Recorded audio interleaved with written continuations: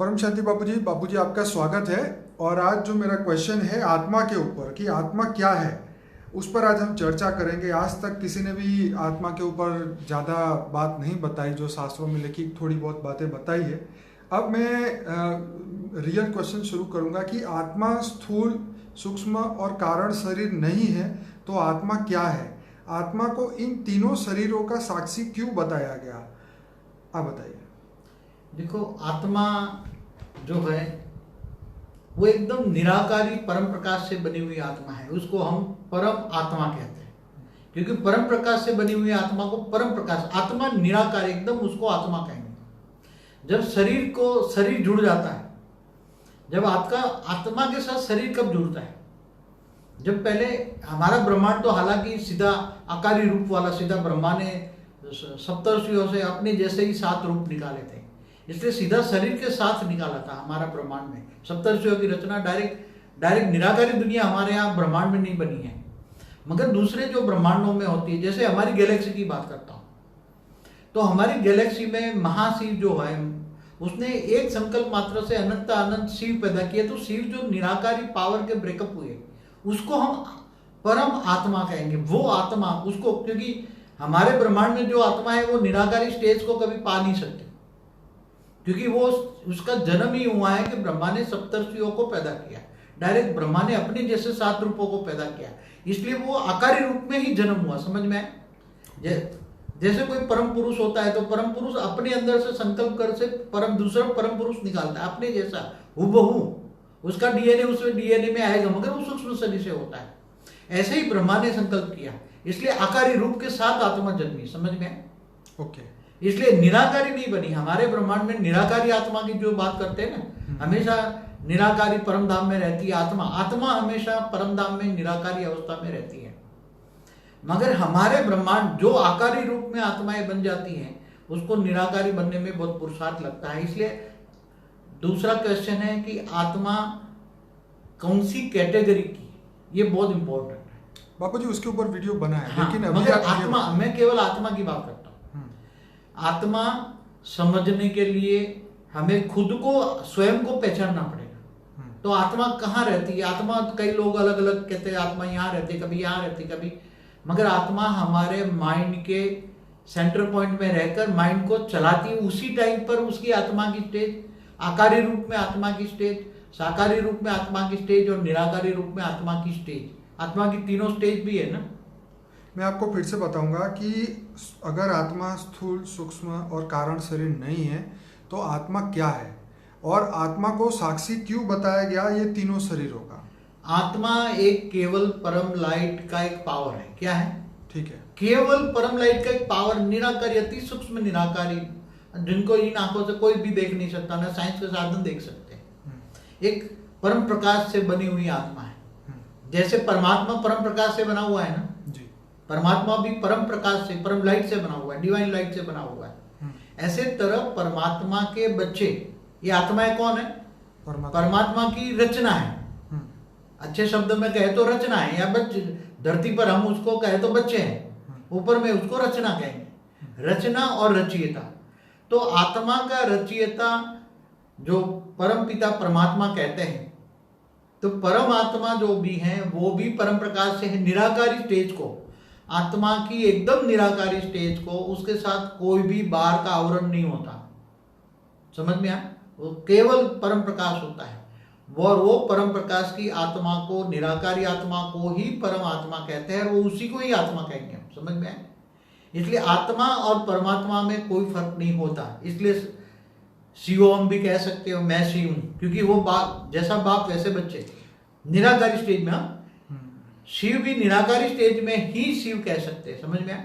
क्योंकि सत्यम शिवम सुंदरम कहते हैं ना, तो आत्मा भी सत्यम शिवम सुंदरम है। निराकार की, अभी निराकार के वर्णन में कर रहा हूं।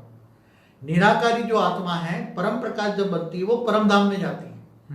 निराकारी आत्मा कभी भी शिवपुरी में भी नहीं रह सकती, न विष्णुपुरी में रह सकती है, न, क्योंकि निराकारी आत्मा बनकर सीधी परम धाम में ही चली जाएगी। इसलिए उसके ऊपर कोई भी आवरण नहीं होता, और तब उसके अंदर सारे गुण होते हैं। निराकारी आत्मा जब होती है, आत्मा निराकारी, तब सारे गुण होते हैं। जो परमात्मा के गुण होते हैं, वही सारे गुण आत्मा के अंदर आते हैं।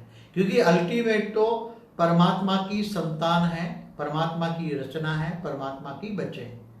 इसलिए परमात्मा निराकार, केवल आप कहीं भी रुक नहीं सकती, जाएगी तो अपने कहीं जाना है तो एक सेकंड में निराकारी स्टेज में कहीं भी पहुंच सकती है। इसलिए निराकारी स्टेज बहुत बड़ी आत्मा की उपलब्धि है। बाबूजी, आत्मा जब निराकारी थी तब क्या वो सूक्ष्म शरीर और कारण शरीर उस समय कहाँ होते हैं? देखो, हमारे ब्रह्मांड की अलग अलग स्टेजेस बताता हूँ।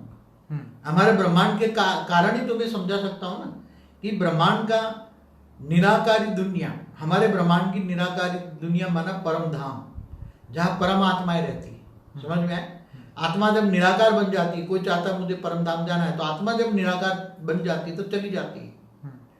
तो वो निराकारी दुनिया कहते हैं, परम धाम को निराकारी दुनिया कहेंगे। और इससे नीचे आएंगे तो मूल वतन, जहां से निराकारी से आकारी रूप की शुरुआत होती है, जिसको हम शिवपुरी कहते हैं। शिव और शक्ति का आकारी रूप होता है, पहले शिव निकलता है ना, तो आत्मा के साथ आकारी रूप आया ना। क्यों आया आकारी रूप? आत्मा आकारी रूप में कब आती है? जब जैसे निराकारी रूप सोचता है मैं निराकारी से आकारी बनूं, तो उसका पावर का एक अंश मात्र वो उस आत्मा के बनाकर भेज देता है और आकारी रूप धारण करता है। मेरा क्वेश्चन ये है कि क्या आत्मा जब निराकारी होती है तो उसका सूक्ष्म शरीर और कारण नहीं होता, नहीं होता, कुछ भी नहीं होता है। तो कारण शरीर और सूक्ष्म शरीर कब बनता है? सूक्ष्म शरीर, कारण शरीर तो आत्मा के साथ धीरे धीरे आकारी रूप में बनता जाता है। आत्मा जैसे परम प्रकाश से बनी हुई आत्मा है, तो उसका कारण शरीर उसी टाइम पर, जैसे शिवपुरी में आत्मा रहती तो उसका कारण शरीर परम तत्वों का होता है। समझ में? परम तत्वों का शरीर होता है और कारण शरीर, तो ये केवल कारण शरीर होता है, उसको सूक्ष्म शरीर नहीं कहेंगे। जैसे शिवपुरी में पूरी बॉडी 100% परम तत्वों की बनी होती है, शिव और शक्ति की, जिसको आदि शक्ति भी कहते हैं, माँ दुर्गा कहते हैं, जो ब्रह्मा विष्णु शंकर की भी रचयिता है माँ दुर्गा। तो देखो, कारण शरीर, सूक्ष्म शरीर और स्थूल शरीर, ये जो कहाँ कहाँ होती है और क्यों बनती है, उसका भी कई वीडियो मैंने जिक्र किया है। तो कारण शरीर परम तत्वों का होता है, उसके अंदर आत्मा निराकारी बिंदी बीच में होती है, वो आत्मा कारण शरीर के मतलब परम तत्वों का शरीर होता है। परम आकाश, परम वायु, परम अग्नि की बॉडी होती है, और वो केवल शिवपुरी में होते हैं। और जैसे नीचे उतर के विष्णुपुरी में आते हैं, जिसको वैकुंठ कहते हैं, वैकुंठ, उसमें 50% परम तत्व कम हो जाते हैं और 50% तीन तत्व ऐड हो जाते हैं। 50% तत्व और 50% परम तत्व की बॉडी होती है। तब उसका कारण शरीर के ऊपर सूक्ष्म शरीर आ जाता है। तो वो तो हाई क्वालिटी आत्माओं की बात करते हैं ना। तो बापूजी, जब वो आत्माएं और नीचे गिरती है, जब तीसरे लोक में, स्वर्ग लोक में आती है, हाँ, तो फिर वो देवताओं समान बन जाती है।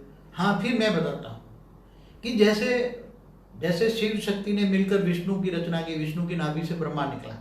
अब ब्रह्मा जब सर्जन करता है ना, तो अपने जैसे कार्बन कॉपी छप जाती है उसकी। सप्तर्षियों ने फिर जब रचना की, तो वो फिर भी हाई क्वालिटी, उसकी आत्मा में परम प्रकाश की मात्रा थी, उसकी आत्मा में परम प्रकाश की आत्मा थी, तो उसके बॉडी कारण शरीर में परम तत्वों की मात्रा थी, थोड़ी हल्की सी थी, और उसके ऊपर कारण शरीर के ऊपर आकाश तत्व आ गया। क्या? जो देवता बनते हैं ना। अब ब्रह्मापुरी से ऊपर के नीचे के लोक में आओ, जैसे नीचे ब्रह्मापुरी तो सत्य लोक है, इससे नीचे आते हैं, जैसे महालोक, जनलोक, तपलोक में आते हैं। तो आत्मा जब बॉडी, जब ब्रह्मा ने 7 लोक सप्तर्षियों द्वारा 7 लोक पहले बनाए थे, तो उसका संकल्पों द्वारा वो सृष्टि बनाते जाते पावर का ब्रेकअप हो जाता है, और आकारी रूप में जो आत्माएं बनती जाती है, आकारी रूप में सर्जन हुआ, आत्माओं का सर्जन आकारी रूप में, मतलब सूक्ष्म देवता बन गए। क्या बन गए? उसको तो हम, वो हाई क्वालिटी आत्मा है, इसलिए उसको हम परम पुरुष जैसे कहेंगे। क्या कहेंगे? देवता भी नहीं कहेंगे। देवता तो 3 तत्वों की बॉडी होती है, उसकी बॉडी परम तत्वों की होती है, और आत्मा परम प्रकाश की होती है। इसलिए धीरे धीरे, और देवताओं की बॉडी तो उसके अंदर जब धीरे धीरे गिर जाते हैं, वो सर्जन बहुत करती है ना आत्मा है, अपने अंदर से अपने जैसी रचना करती है आकारी रूप में। एक संकल्प किया हजारों पैदा हो गए, एक संकल्प किया लाखों पैदा हो गए, एक संकल्प, जितना संकल्प करो इतना पैदा हो जाएगा। तो वो बहुत अरबों, 7 लोक में अरबों परम पुरुष पैदा हो जाते। फिर परम पुरुष अपने अंदर से परम शक्ति को निकालती है, जैसे शिव अपने अंदर से शक्ति को निकालता है, विष्णु अपने अंदर से लक्ष्मी को निकालता है, जैसे ब्रह्मा अपने अंदर से सरस्वती या जो उसकी रचना करता है, ऐसी तरह हर कोई पुरुष अपने अंदर से प्रकृति को निकालता है। तो वो जो रचना नीचे गिरती है वो धीरे धीरे 3 तत्वों में आ गई। अब क्या गई, अब इसके अंदर जो कारण शरीर धीरे धीरे कन्वर्ट, उसके ऊपर लेप चेप लगने लगे। जो उसका जो कारण शरीर था ना, परम तत्वों का था, परम आकाश, परम वायु, परम अग्नि का, उसके ऊपर धीरे धीरे आकाश तत्व लिपट गया। 3 तत्वों में आए तो वहां परम तत्व नहीं होता। वायुमंडल में 3 तत्व होते हैं। जैसा वायुमंडल होता है ऐसा शरीर होता है। जैसे बोलते हैं जो ब्रह्मांड में है वो शरीर में है, जो पिंड में, पिंड माना शरीर, यथा ब्रह्मांडे तथा पिंडे। बाबूजी यहाँ पे क्वेश्चन ये है कि आत्मा का कार्य क्या है। अब जो भूख प्यास है, फीलिंग है, सोचना है, विचारना है, सब कुछ सूक्ष्म शरीर करता है, तो कारण शरीर क्या करता है? देखो, सब कुछ तो मन करता है ना, मन के कारण शरीर करते हैं ना। कारण शरीर नहीं करता। कारण शरीर द्वारा या सूक्ष्म शरीर द्वारा या स्थूल शरीर द्वारा, शरीरों द्वारा कराता है कौन? मन। मन कराता है ना। बाकी तो ये चाहे कारण शरीर का हो, सूक्ष्म शरीर का हो या स्थूल शरीर का हो, करने वाला शरीर है। शरीर एक साधन है। क्या है? चाहे कारण शरीर है, ये तो कर्मों के कारण कारण शरीर बनता गया। सूक्ष्म शरीर के से अंदर कारण शरीर वो छप अंदर छिप गया, मगर पहले तो खुला था ना कारण शरीर। आप शिवपुरी में जाओ तो कारण शरीर खुल गया ना, उसमें सूक्ष्म शरीर नहीं है उसके अंदर।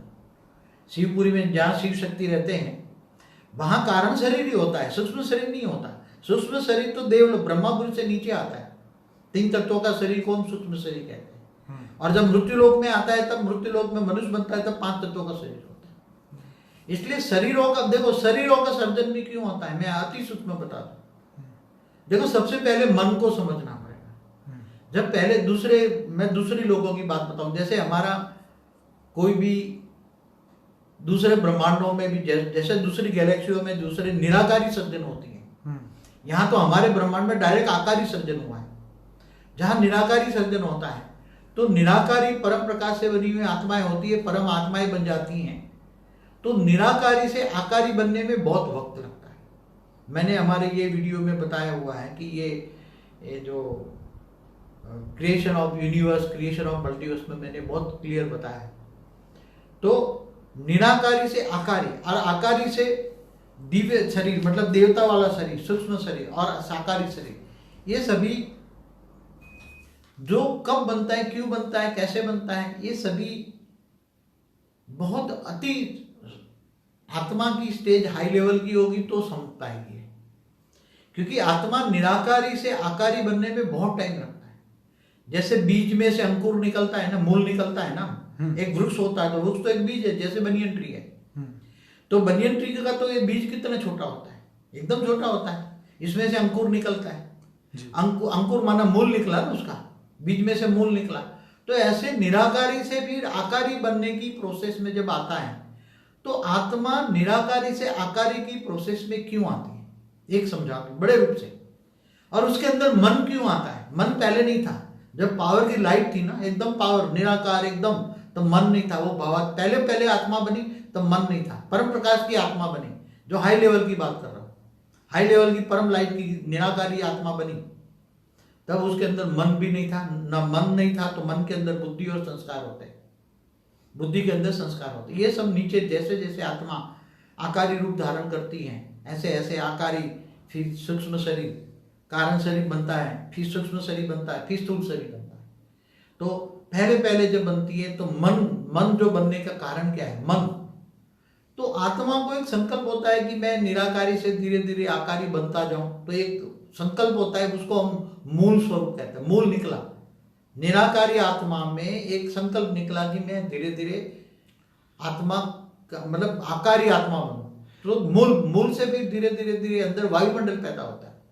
बाबूजी, आपको यहाँ रोकूंगा, हम एक दूसरा पार्ट बनाएंगे और इसी के अंदर आपकी बाकी की कंटिन्यूज करेंगे। तो सभी श्रोताओं को फिर से एक बार रिक्वेस्ट है, इस वीडियो को लाइक करें, शेयर करें, कमेंट करें और ज़्यादा से ज़्यादा लोगों तक पहुँचाएं। इस वीडियो का पार्ट 2 जरूर से देखिए, वो अभी आने वाला है। परम शांति।